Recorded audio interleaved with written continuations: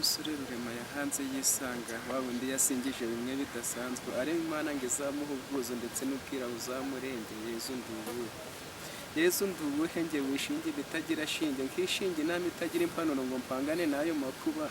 Yesu nduwuhe n'iherezo ryanjye ko ntaryita amaherere n'inzoga n'urumogi ngo urubaho ziba hose ndahazi nshaka no kurya utubenzi ntakoze.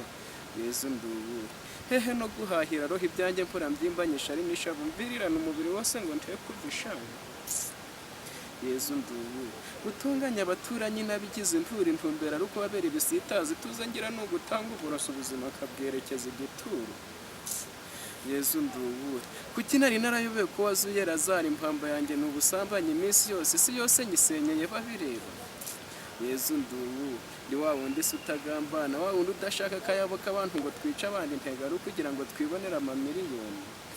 Oya sinduwo nguwo igitangaza si uko nkora ibyiza igitangaza ni uko mpoza kuri aba baturutoto umutima ntibigera utuza kubibyimbanya amatiku.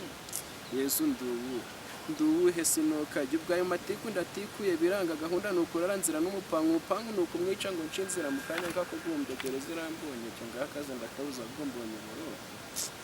Yesu nduwuhe ni wa musore rurema yahanze yisingiza wa wundi ugusenga bimwe bidasanzwe bagusingiriza uburyo wagiye kugenda ku mazi hejuru ndetse n'ibindi byose bizabigenge ndetse n'inyamaswa zazitegeke.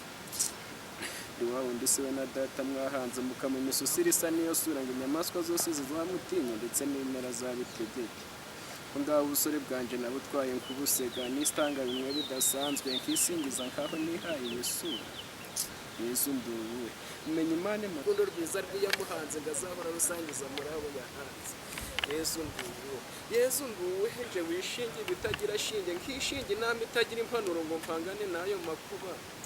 Yesu nduwuhe hehe no guhahira roho ibyanjye mpora mbyimbanyisha ari n'ishavu mvirirana umubiri wose ngo nteye kugwishanga.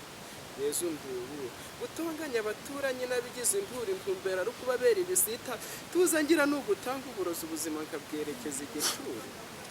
Yesu nduwuhe igitangaza si uko nkora ibyiza igitangaza ni uko mpoza kuri abo baturutoto umutima ntiwigera utuza kubituza biba bibyimbanya amatiku. Yesu nduwuhe sinokaje ayo matiku mena mu bakozi n'abakoresha ngo bashwane basimbure ku kazi nivire muri ubwo bushomeri. Yesu nduwuhe ubwo ayo matiku ndatikuye biranga gahunda ni ukuraranzira n'umupangu umupangu ni ukumwica ngo nce inzira mu kanya kagugumbye gereza irambonye cyo ngakaze ndakabuza kuko mbonye buroko. Yesu nduwuhe kuki nari narayobewe ko wazuye Lazaro impamba yanjye ni ubusambanyi iminsi yose isi yose nyisenyeye babireba. Yesu nduwuhe ni wa wundi se we na data mwahanze mukamuha imisusire isa niyo sura ngo inyamaswa zose zizamutinya ndetse n'ibimera byose azabitegeke. Reka nisange nisanga muri bwa busore rurema yampanganye bwa bwuzu bumwe burenze bwa bundi buntera ubwira kisanga.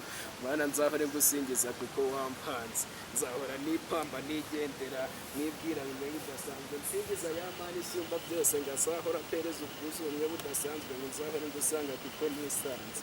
Mana isumba byose menya Imana Emmanuel tudasiba kuvuga ibyiza sinseze nzasubira njye kureba ko kabuto kanjye kabutiye umutima banze guhindura.